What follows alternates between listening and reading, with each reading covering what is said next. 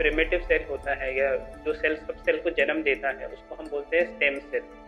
इस stem cell से हर एक सेल जन्म लेता है। आपका लाल पेशी, सफ़ेद पेशी, आपका WBC, ये सेल इसी स्टेम सेल से सब जन्म लेते हैं।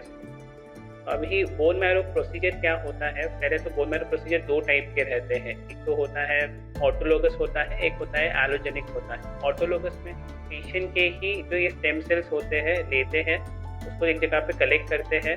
पेशेंट को हम हाई डोज कीमोथेरेपी देते हैं ताकि उसका जो एग्जिस्टिंग बोन मैरो है उसको पूरा डिस्ट्रॉय करें, जो भी रेसिडुअल बीमारी है उसको डिस्ट्रॉय करें। और जो हमने पेशेंट का खुद का I am Dr. Bilal Qazi. I am a consultant hemato-oncologist and a bone marrow transplant physician.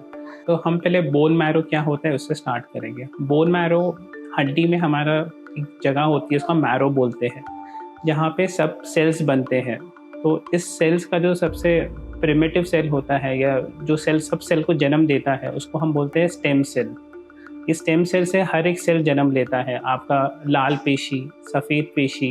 तो अभी बोन मैरो प्रोसीजर क्या होता है? पहले तो बोन मैरो प्रोसीजर 2 टाइप के रहते हैं। एक तो होता है ऑटोलोगस होता है, एक होता है एलोजेनिक होता है। ऑटोलोगस में हम क्या करते हैं, हम पेशेंट के ही जो ये स्टेम सेल्स होते हैं लेते हैं, उसको एक जगह पे कलेक्ट करते हैं।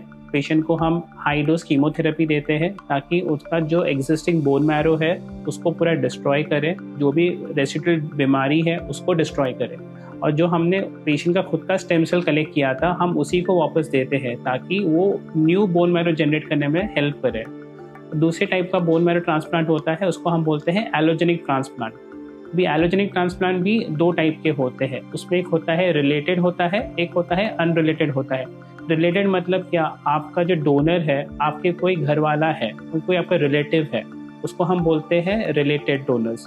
तो उसमें भी रिलेटेड के 2 भाग होते हैं। एक होता है कंप्लीट मैच्ड होता है, उसको हम बोलते हैं मैच सिबलिंग डोनर। एक होता है आधा मैच, जब आपको पूरा मैच नहीं मिलता है, फॉर एग्जाम्पल 10/10 मैच नहीं मिल रहा है आपको, तो आपको अगर 6/10, 7/10 मिल रहा है तो उसको हम आधा मैच बोलते हैं, उसको हम हैप्लो ट्रांसप्लांट बोलते हैं।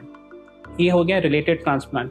एक होता है अनरिलेटेड ट्रांसप्लांट, जिसमें आपका डोनर आपका कोई रिलेटिव नहीं है, कोई अलग इंसान है, उसको हम बोलते हैं मैच अनरिलेटेड ट्रांसप्लांट बोलते हैं उसको। और जो एलोजेनिक ट्रांसप्लांट होता है, इसमें हम स्टेम सेल्स किसी और से लेते हैं। प्रोसीजर वही है, ऑफेरेसिस करते हैं, स्टेम सेल्स जमा किया, हमने स्टोर किया, हमने पेशेंट को कीमोथेरेपी दिया, पूरा उसका जो भी बीमारी था, जो भी उसका बोन मैरो है, उसको डिस्ट्रॉय किया उसका। और जो स्टेम सेल्स हमने उसके डोनर से लिया था, हम उसको ट्रांसफ्यूज कर रहे हैं वापस। ये बोन मैरो ट्रांसप्लांट हर हॉस्पिटल में नहीं हो सकता है, इसके लिए स्पेशलाइज्ड GMP फैसिलिटीज़ रखती है।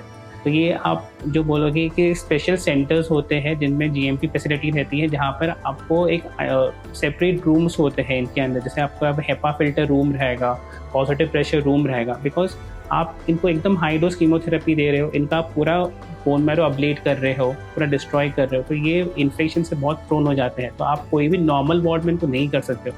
इनके लिए एक स्पेशलाइज रूम लगता है, GMP यूनिट्स बोलते हैं। जैसे यहाँ पर एक हेपा फिल्टर हो, पॉजिटिव प्रेशर रूम्स हो, तो वहाँ पर ही ये फैसिलिटी अवेलेबल है, वहाँ पर ही ट्रांसप्लांट करते हैं हम लोग।